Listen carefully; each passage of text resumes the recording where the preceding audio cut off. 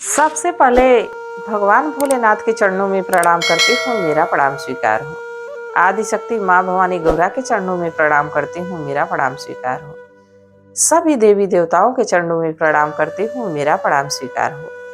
आप सभी गुरु भाई गुरु बहनों के चरणों में प्रणाम करती हूँ, मेरा प्रणाम स्वीकार हो। गुरु भाई गुरु बहनों, आप लोगों के साथ से, आप लोगों के सपोर्ट से महादेव की कथा और शिव शिष्यों तक पहुंचती है। तो आप लोगों से हाथ जोड़ के यही निवेदन है कि आप लोग हमारा साथ दीजिए, हमारा सहयोग करिए, कथा को ज्यादा से ज्यादा शेयर करिए, लाइक करिए, ताकि ये कथा और शिव शिष्यों तक पहुंच सके। और ये आप ही लोगों के बस में, मेरे बस में तो यही था कि मैंने कथा सुना दिया, अब आप ही लोगों के बस में है कि कथा कहाँ तक पहुंचेगी। तो आप लोगों से यही निवेदन मैं बार बार करती हूँ कि कथा को ज्यादा से ज्यादा शेयर करिए।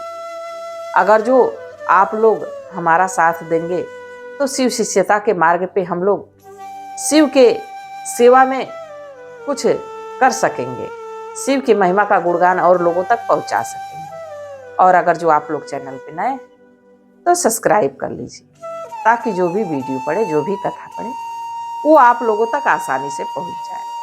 कमेंट में महादेव का नाम जरूर लिखिए। भगवान का नाम लिखने से, बोलने से सारे कष्ट दूर हो जाते हैं। तो महादेव का नाम जरूर लिखिए। देखिए, भगवान सब पे अपनी नजर रखते हैं।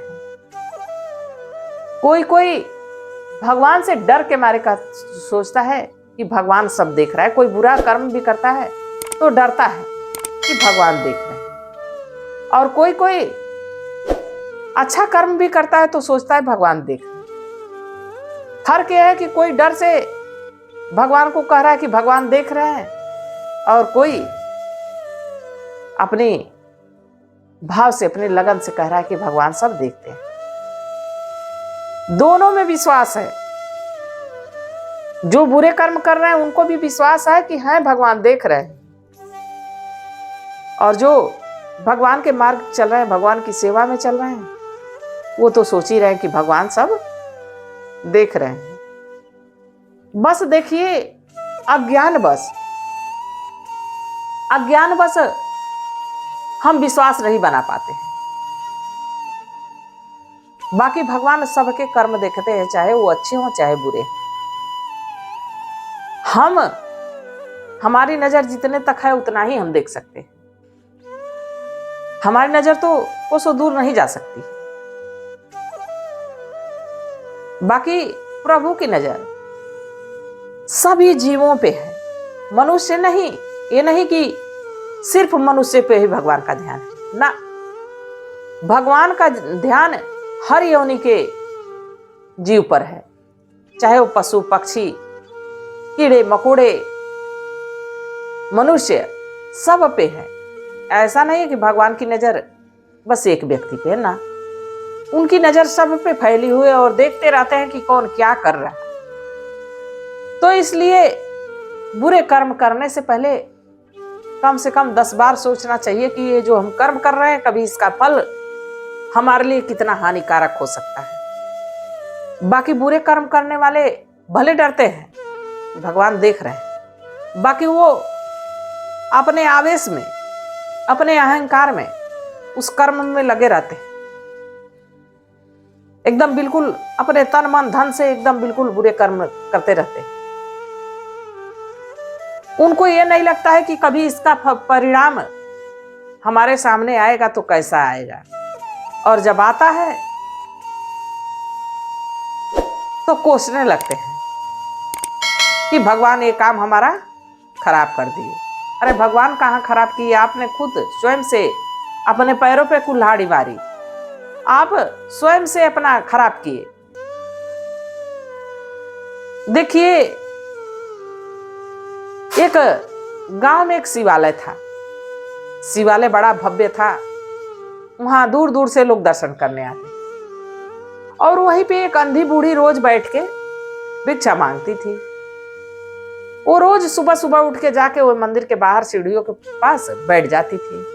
तो जो श्रद्धालु जो आते थे भगवान के दर्शन के लिए कोई 1 रुपया, 2 रुपया, 4 रुपया, 10 रुपया जरूर उस बूढ़ी माँ को दान करते थे। देखिए, भगवान के दरबार में धार्मिक व्यक्ति ही जाएंगे, तो जो धार्मिक व्यक्ति रहता है वो दान भी करता है, बिना दान किए वापिस नहीं लौटता है। सोचता है भगवान के तो दर्शन हो गए। हो सकता है भगवान तो सब में व्याप्त है, हो सके इस भिक्षुक में ही हो। तो लोग दान कर देते हैं कि भगवान हो सके हमारी परीक्षा ले रहा है। तो बूढ़ी माँ को जो दान दक्षिणे में मिलता था, पैसा, अनाज मिलता था, तो अनाज से तो अपना खाने का काम चलाती थी। बाकी जो पैसा मिलता था उसको एक बड़ा सा गुल्लक बनाई थी, बड़ा सा डिब्बा बनाई थी, उसी में ले जाकर पैसे को भरती थी। धीरे धीरे समय बीतता रहा। एक दिन अंधी बूढ़ी माँ को एक 1 साल का बच्चा रोते हुए दिखा। उस बच्चे को उठा के बूढ़ी माँ अपने घर लेके आ गई। बच्चा रो रहा था, बूढ़ी माँ की आंखें नहीं थी, फिर भी कही कि हे प्रभु, हमारी भले आंखें नहीं है, पर आपने इस बच्चे से हमारी इसीलिए तो मुलाकात करवाई है कि ये बच्चा आगे चल के हमारी आंखें बने, आगे चल के हमारी सेवा करे। बूढ़ी माँ उसको अपना बच्चा बना के, अपना बेटा बना के लगी पालने। धीरे धीरे धीरे पालते पोसते लड़का कुछ बड़ा हुआ, और बूढ़ी माँ का जो डिब्बा था, जो गुल्लक था, वो पैसे से भर गया। जब पैसे से भर गया तो उसी गांव में, बूढ़ी मैया के गांव में एक बड़े धनी मनी व्यापारी थे। व्यापारी बड़े धार्मिक स्वभाव के थे। लोगों को दान पुण्य करना, संत समाज की सेवा करना बढ़ चढ़ के किया करते थे। बाकी उनके अंदर एक कमी भी थी, वो ये काम दिखावे के लिए करते थे, और समय मिलता तो किसी का धन लेने से चूकते भी नहीं थे। बड़े चतुर थे। होता है ना कि हाथी के 2 दांत होते, एक खाने के एक दिखाने के, वैसे थे सेठ जी। तो जो बूढ़ी मैया, अंधी बूढ़ी मैया थी, उनका गुल्लक भर गया था। तो सोची कि बड़े धर्मात्मा है सेठ जी, सेठ जी के पास रुपया पैसा पूछना नहीं है। हमारे यहां रहेगा तो आंख से हम अंधे हैं, चोर चाई आएंगे, धन उठा के लेके चले जाएंगे। इस धन को मैं सेठ जी के पास जमा कर देती, और वक्त आएगा कभी हमारे पे मुसीबत आन पड़ी तो ये पैसा फिर मैं वापस मांग लूंगी। बूढ़ी मैया यही सोच के डिब्बा लेके पहुंची सेठ जी के पास। सेठ जी, ये मेरा पैसा आप अपने पास रखिए, जब हमको जरूरत होगी तब मैं ले जाऊंगी। सेठ जी कहे कि ऐसा है कि मुनीब जी के पास ले जाइए और मुनीब जी से लिखवा दीजिए जितना आपका पैसा हो। बूढ़ी मैया मुनीब जी के पास पहुंची, डिब्बे का पैसा गिनाया, मुनीब जी लिखे, फिर बूढ़ी अपना चली आई। रोज उस बच्चे को लेके बड़ी चिंतित रहती थी। धीरे धीरे पालने पोसने लगी। बच्चा 5 साल तक का हो गया। बूढ़ी मैया रोज उसी तरह भिक्षा मांगती, जो अनाज था उससे अपना खाने पीने का काम चलाती थी, जो रुपया पैसा मिलता था उसको एक डिब्बे में फिर भरने लगी। धीरे धीरे समय बीता। एक दिन बूढ़ी मैया का जो बेटा था वो बीमार पड़ गया। तो बूढ़ी मैया के पास जो पैसा था उससे इलाज करवाई, पर बेटे की हालत सुधरने का नाम नहीं ले रही थी। बेटे का हालत और बिगड़ती ही जा रही थी दिन पर दिन। पैसा सब खत्म हो गया। बूढ़ी मैया को ध्यान आया कि मैं सेठ जी को कुछ पैसे दी थी, क्यों ना मांग लूं। आखिर ये पैसा अपने बेटे के भविष्य के लिए ही बचा के रखी थी, और वो पैसा इस पे लगा दूं, कम से कम जीवित रहेगा तो कमाएगा खाएगा। अब बूढ़ी मैया कहां पहुंची? उस सेठ जी के पास पहुंची। सेठ जी से कहेंगे, सेठ जी, जो पैसा मैं आपको दी थी उस पैसे की जरूरत आन पड़ी, आप पैसा दे दीजिए। सेठ जी डांट के भगा दिए।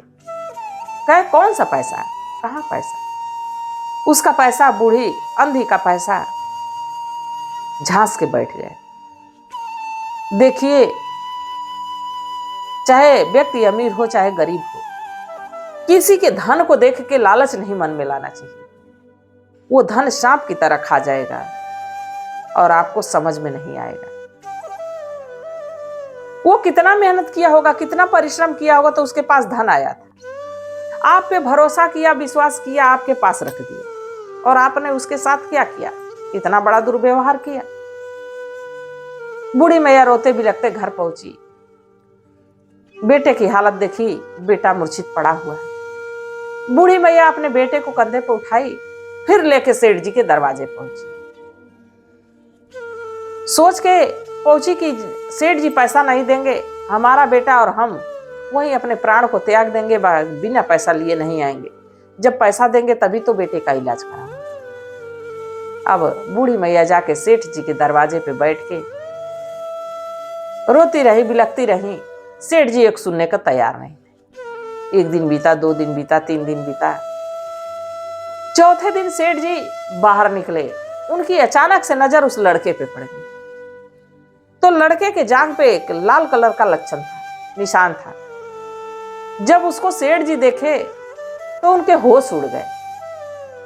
तुरंत अपने मुनीब को बुलाए, तुरंत अपने नौकर चाकर सबको बुलाए, कहे कि जल्दी गाड़ी मंगाओ, जल्दी इसको बढ़िया से बढ़िया अस्पताल ले चलो, बढ़िया से बढ़िया डॉक्टर को दिखाया जाए। बूढ़ी भैया देखती रह गई। गाड़ी लोग मंगाए, लड़के को लेके शहर के हॉस्पिटल गए। इलाज शुरू हो गया। धीरे धीरे तबीयत में सुधार आने लगा। बूढ़ी मैया एक दिन सेठ जी से पूछी, सेठ जी आप तो हमारा रुपया ले लिए थे, दे नहीं रहे थे, अचानक से ऐसा क्या हुआ कि आप हमारे बेटे का इलाज करवा लिए? सेठ जी कहे कि मैया हमें क्षमा कर दो, हम जो पाप किए हमारे बेटे को मिल गया। बूढ़ी मैया कही, हमारे बेटे को? आपका बेटा कैसे? सेठ जी कहे कि देखिए, हम अपने बेटे को लेकर घुमाने गए थे, हमारा बेटा 1 साल का था, गुम हो गया और तब से आज तक उसको मैं ढूंढता था, मिलता नहीं था और ये आपके पास था।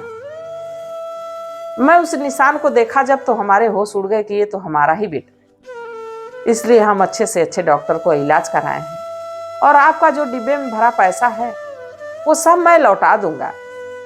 आपका यह एहसान है कि आप हमारे बेटे को इतने दिन पाल पोस के बड़ा किए। बूढ़ी मैया कही कि कदापि नहीं, मैं वो पैसा नहीं लूंगी, क्योंकि वो पैसा मैं इसको अपना बेटा जान के इसी के भविष्य के लिए मैं जमा की थी। तो इसलिए हमको पैसे की जरूरत नहीं है, बस लड़का अच्छा हो जाना चाहिए, बेटा हमारा अच्छा हो जाना चाहिए। सेठ जी कहे कि मैया आप चिंता ना करें, आज से आप हमारे बेटे की जसोदा माँ हैं और हमारी भी माँ के समान है।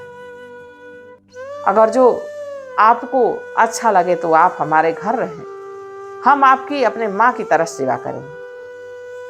बूढ़ी मैया बड़ा प्रसन्न। धीरे धीरे लड़का भी ठीक हो गया। लड़का ठीक होकर हॉस्पिटल से घर आए। जब इतने लोगों को देखा तो लड़का फिर से बेहोश हो गया कि हमारी माँ तो अकेले हमको पालती थी, इतने लोग कहां से दिखे। फिर उसका इलाज हुआ। फिर जब होश में आया, बूढ़ी मैया समझाई, बेटा मैं तुमको मंदिर के पास पाई थी तो मैं पाल पोस के बड़ा कर दी, मैं तुम्हारी सगी माँ नहीं। सेठ जी और सेठानी तुम्हारे सगे माता पिता है और आज से हम लोग यहीं पे रहेंगे, आज से यही हम लोगों का घर है। तो देखिए गुरु भाई गुरु बहनों, सेठ जी बुरा कर्म किए थे तो उनको झेलना भी पड़ा, पर कुछ अच्छा कर्म किए थे इसलिए बेटा दोबारा से मिल भी गया। तो कभी कभी हमारे कर्म अगर जो अनजाने में भी खराब हो जाते हैं, अगर जो हमारा सदकर्म हमारा साथ देता है तो जो हमारे पे संकट आता है, जो परेशानी आती है वो कट जाती है। तो सदकर्म करना चाहिए, भगवान पे विश्वास बना के, भरोसा बना के अपने कर्म को निरंतर रूप से करना चाहिए। और कभी दान पुण्य करें, कभी संत जन की सेवा करें। तो इसको प्रचार प्रसार नहीं करना चाहिए कि हमने किया, वो वहीं कटित हो जाता है, वो खंड खंड हो जाता है, वो जमा नहीं होता है। तो अगर जो हम किसी को दान पुण्य करते हैं तो उसको गोपनीय रखें, किसी की सेवा करते हैं उसको गोपनीय रखें, तभी उसका फल समय आने पे मिले। देखिए, बूढ़ी मैया तो भगवान के दरबार में सीढ़ियों के नीचे बैठी रहती थी। भगवान ने उसकी व्यवस्था सेठ जी के घर महलों में कर दी। सेठ जी के कुछ बुरे कर्म थे कि उनका बेटा बिछड़ गया था, पर उनकी धर्म की बातें, धर्मशीलता, दान पुण्य करना, साधु संत समाज की सेवा करना, इसलिए भगवान उनके बेटे को फिर से वापस लौटा भी दिया। तो देखिए गुरु भाई गुरु बहनों, कथा चाहे जैसी भी हो, जिसमें भगवान का गुणगान हो, इसको पूरा सुनना चाहिए। और जैसा कि मैं कही थी, कुछ गुरु भाई कुछ गुरु बहन कमेंट किए हैं, मैं उनके नाम की अर्जी महादेव के चरणों में लगाऊंगी। तो आदित्य गुरु भैया, कमेंट करने के लिए बहुत बहुत धन्यवाद। मैं महादेव से प्रार्थना करती हूँ कि हे भोलेनाथ, हे शिव गुरु, इन पर, इनके पूरे परिवार पर अपनी दया दृष्टि बनाए रखे, सदा इनको प्रसन्न रखें। और आर्यांश कौर गुरु बहना, कमेंट करने के लिए बहुत बहुत धन्यवाद। मैं महादेव से प्रार्थना करती हूँ कि हे भोलेनाथ, हे शिव गुरु, इन पर, इनके पूरे परिवार पे अपनी दया दृष्टि बनाए रखें, सदा इनको प्रसन्न रखें। और काव्या गेमिंग गुरु बहना, कमेंट करने के लिए बहुत बहुत धन्यवाद। मैं महादेव से प्रार्थना करती हूँ कि हे भोलेनाथ, हे शिव गुरु, इन पर, इनके पूरे परिवार पे अपनी दया दृष्टि बनाए रखें, सदा इनको प्रसन्न रखें, खुश रखें। और जय प्रकाश गुरु भैया, कमेंट करने के लिए बहुत बहुत धन्यवाद। मैं महादेव से प्रार्थना करती हूँ कि हे भोलेनाथ, हे शिव गुरु, इन पर, इनके पूरे परिवार पे अपनी दया दृष्टि बनाए रखें, सदा इनको प्रसन्न रखें, खुश रखें।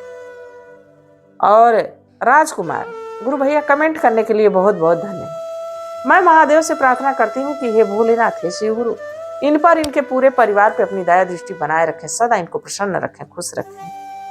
और सौरभ सिंह गुरु भैया, कमेंट करने के लिए बहुत बहुत धन्यवाद। मैं महादेव से प्रार्थना करती हूँ कि हे भोलेनाथ, हे शिव गुरु, इन पर, इनके पूरे परिवार पे अपनी दया दृष्टि बनाए रखें, सदा इनको प्रसन्न रखें। और नेहा कुमारी गुरु बहना, कमेंट करने के लिए बहुत बहुत धन्यवाद। मैं महादेव से प्रार्थना करती हूँ कि हे भोलेनाथ, हे शिव गुरु, इन पर, इनके पूरे परिवार पे अपनी दया दृष्टि बनाए रखें, सदा इनको प्रसन्न रखें। पूजा कुमारी गुरु बहना, कमेंट करने के लिए बहुत बहुत धन्यवाद। मैं महादेव से प्रार्थना करती हूँ कि हे भोलेनाथ, हे शिव गुरु, इन पर, इनके पूरे परिवार पे अपनी दया दृष्टि बनाए रखें, सदा इनको प्रसन्न रखें। और विकास कुमार गुरु भैया, कमेंट करने के लिए बहुत बहुत धन्यवाद। मैं महादेव से प्रार्थना करती हूँ कि हे भोलेनाथ, हे शिव गुरु, इन पर, इनके पूरे परिवार पे अपनी दया दृष्टि बनाए रखें, सदा इनको प्रसन्न रखें। गुरु भाई गुरु बहनों, मैं जिनके नाम की अर्जी नहीं लगा सकी उनसे मैं क्षमा प्रार्थी, आप सभी से मैं क्षमा प्रार्थी हूँ। अगली वीडियो में आपके नाम की अर्जी जरूर लगाऊंगी। मैं महादेव से सभी के लिए यही दया मांगती हूँ कि हे गुरुदेव, हे महादेव, सभी गुरु भाई, सभी गुरु बहनों पे अपनी दया दृष्टि बनाए रखें। इसी कामना के साथ हर हर महा